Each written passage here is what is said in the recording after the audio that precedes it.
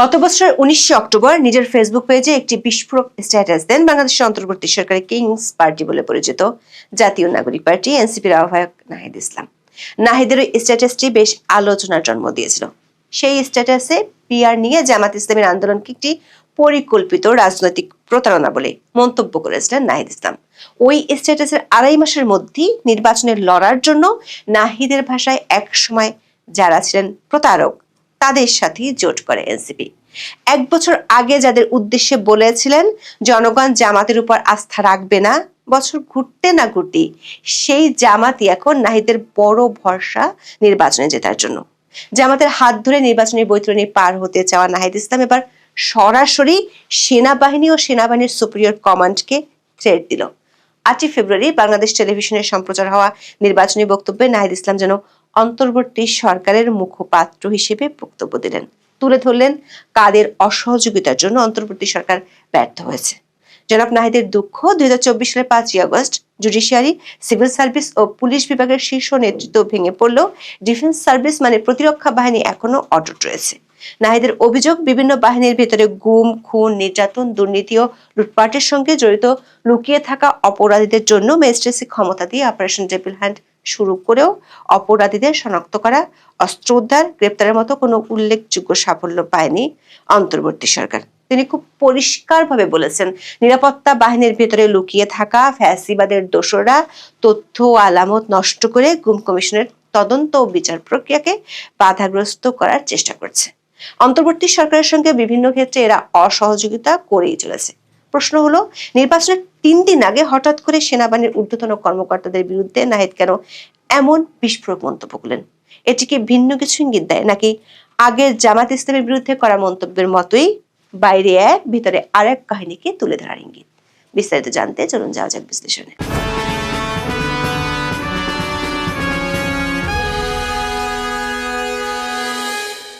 2025 সালের ফেব্রুয়ারিতে এনসিপির আহ্বায়ক নাহিদ ইসলাম ভারতীয় সাংবাদিক অর্কদেবকে দেয়া এক সাক্ষাৎকারে বলেছিলেন, জামাত কিংবা চরমনার মতো ইসলামপন্থী দলগুলো এবারে জনগণের সমর্থন পাবে না।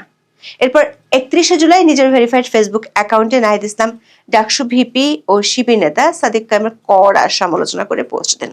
ওই পোস্টে নাহিদ লিখেছিলেন, সাদিক কায়েম বৈষম্য বিরোধী ছাত্র আন্দোলনের কোনো সমন্বয়ক ছিলেন না, কিন্তু 5ই আগস্ট থেকে এই পরিচয় ব্যবহার করেছেন সাদিক কায়েম। জামাতের বিরুদ্ধে সবচেয়ে বিস্ফোরক স্ট্যাটাসটি নাহিদ দিয়েছিলেন গত বছরের 19 অক্টোবর। নাহিদের সেই স্ট্যাটাসের কড়া প্রতিবাদ জানিয়েছিল জামাত ইসলামী। ওই স্ট্যাটাসে নাহিদ লিখেছিলেন, জামাত ইসলামী শুরু করা তথাকথিত প্রপোর্শনাল রিপ্রেজেন্টেশন বা পিআর আন্দোলন একটি পরিকল্পিত রাজনৈতিক প্রতারণা ছাড়া আর কিছুই না। নাহিদ তখন লিখেছেন, ঐকমত্য কমিশনের সংস্কার প্রক্রিয়াকে লাঞ্ছিত করতে এবং জনগণের অভ্যুত্থানের পরিপ্রেক্ষিতে রাষ্ট্র ও সংবিধান পুনর্গঠন প্রশ্নে জাতীয় আলোচনাকে ভিন্ন খাতে সরিয়ে দিতে ইচ্ছাকৃতভাবে এর নকশা করা হয়েছে। জামাত ইসলামী তৎক্ষণাৎ নাহিদের এই বক্তব্যকে বালখিল্য সুলভ বক্তব্য বলে কড়া সমালোচনা করেছিল।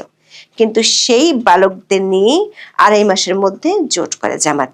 যে নাহিদ মনে করত মানুষ জামাত ইসলামীকে মেনে নেবে না, তাকে এখন মন্ত্রী করার ঘোষণা দিয়েছেন জামাতের আমির ডক্টর শফিকুর রহমান। 8 ফেব্রুয়ারি বিটিভিতে নাহিদ ইসলামের নির্বাচনী বক্তব্য প্রচার হয়। সেই বক্তব্যে এবার তিনি সরাসরি বিস্ফোরক মন্তব্য করেছেন সেনাবাহিনী সহ নিরাপত্তা বাহিনীগুলোর বিরুদ্ধে। 31.5 মিনিটের ওই বক্তব্য শুনে মনে হতে পারে নাহিদ ও তার দল এনসিপি যেন এখন সরকারি দলের ভূমিকায়, যত ক্ষোভ সরাসরি আওয়ামী লীগ আর ঘুরিয়ে পেঁচিয়ে বিএনপির বিরুদ্ধে। বক্তব্যের শুরুতে নাহিদ ইসলাম কেন জুলাই আন্দোলন হয়েছিল এবং কোন প্রেক্ষাপটে অন্তর্বর্তী সরকার ক্ষমতায় আসে, সাথে কেন তার দল নির্বাচনে লড়ছে সেটির ব্যাখ্যা দেন। এরপর নাহিদ দাবি করেন, বহু সামরিক বেসামরিক আমলা ও বিচারক এখনো বহাল তবিয়তে আছে। জুডিশিয়ারি, সিভিল সার্ভিস ও পুলিশ বিভাগের শীর্ষ নেতৃত্ব ভেঙে পড়লেও ডিফেন্স সার্ভিস এখনো অটুট রয়েছে। তবে হাজার হাজার খুনি, লুটেরা, অপরাধী সেনানিবাসে আশ্রয় নেওয়া, সেখান থেকে নিরাপদে দেশান্তরিত হওয়া, কর্মস্থল থেকে কিছু জেনারেলের পালিয়ে যাওয়া, অবসরপ্রাপ্তদের বাইরের দেশে আশ্রয় নেওয়া ছিল অনাকাঙ্ক্ষিত।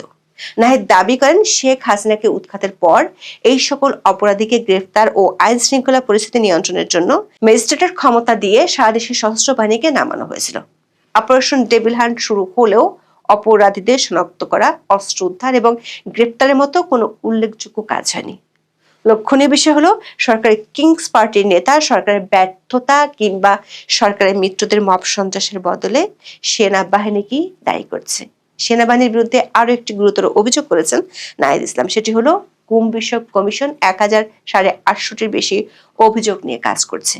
তার মতে দুঃখজনকভাবে নিরাপত্তা বাহিনীর ভেতরে লুকিয়ে থাকা ফ্যাসিবাদের দোসররা তথ্য ও আলামত নষ্ট করে তদন্ত ও বিচার প্রক্রিয়াকে বাধাগ্রস্ত করার চেষ্টা করছে।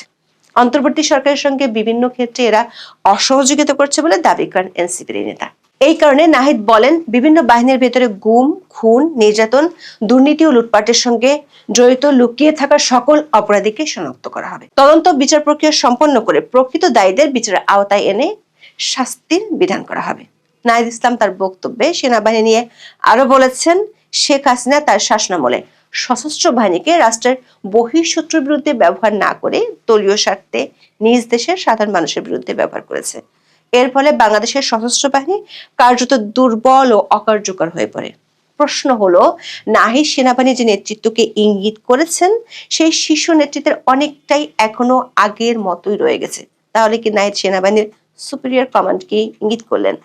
যদিও তিনি তার বক্তব্যে বর্তমান কিংবা সাবেক কোনো সেনা কর্মকর্তার নাম উল্লেখ করেনি। প্রশ্ন হলো, গত 18 মাসে কেন সেনাবাহিনীর উন্নতি হলো না? আবার সেই 18 মাসের সরকারে নাহিদ নিজেও ছিলেন।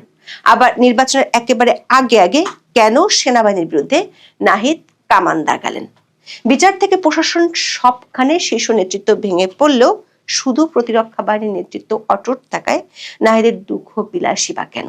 দর্শক, এনসিপি জোট করেছে জামাত ইসলামীর সাথে, যে দলে কোনো নারী প্রার্থী নেই। অথচ নাহিদ বলেছেন নারীদের উচ্চ শিক্ষার জন্য তার দল আরো উদ্যোগ গ্রহণ করবে এবং নারীরা যাতে রাজনীতিতে আরো সুযোগ পায় সে ধরনের ব্যবস্থা গ্রহণ করা হবে, যেটা জুলাই সনদে তাদের প্রস্তাবনা ছিল বলে তিনি দাবি করেছেন।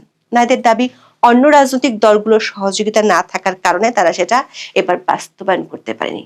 প্রশ্ন হলো, নারী নেতৃত্ব নিয়ে নাহিদ যদি এতই সোচ্চার, তারা কেন নারীর শীর্ষ নেতৃত্ব স্বীকার করে না এমন একটি দলের সাথে জোট করলো? শেষ দিকে এসে নাম না নিলেও কৌশলে বিএনপির দিকে ইঙ্গিত করে বক্তব্য দেন নাহিদ ইসলাম। বলেন, গত 1.5 বছরে দেখেছেন কারা সংস্কারের বিরোধিতা করেছে, কারা নতুন বন্দোবস্ত প্রতিষ্ঠার বিরোধিতা করেছে, কারা পুরনো অর্থনৈতিক এবং রাজনৈতিক ব্যবস্থাকে আঁকড়ে ধরে রাখতে চেয়েছে। দর্শক, নির্বাচনের আর আছে মাত্র 3 দিন। এমন সময় বিটিভিতে নির্বাচনী বক্তব্য দিয়ে কেন সেনা ও প্রতিরক্ষা বাহিনীকে এক হাত নিলেন নাহিদ ইসলাম? কেন রাগঢাক না রেখে বলেন অন্তর্বর্তী সরকারকে বাহিনীগুলোর কর্মকর্তারা অসহযোগিতা করেছে? গত 18 মাসে অন্তর্বর্তী সরকারের যে ব্যর্থতা, তার তেমন কিছুই দেখেন না নাহিদ ইসলাম। যেটুকু আছে সেটুকুর দায় বাহিনীগুলোর অসহযোগিতার উপর চাপালেন। এখন এই পর্যন্ত। সবাই ভালো থাকুন, সুস্থ থাকুন, নিরাপদে থাকুন। দেখা হবে আগামী পর্বে।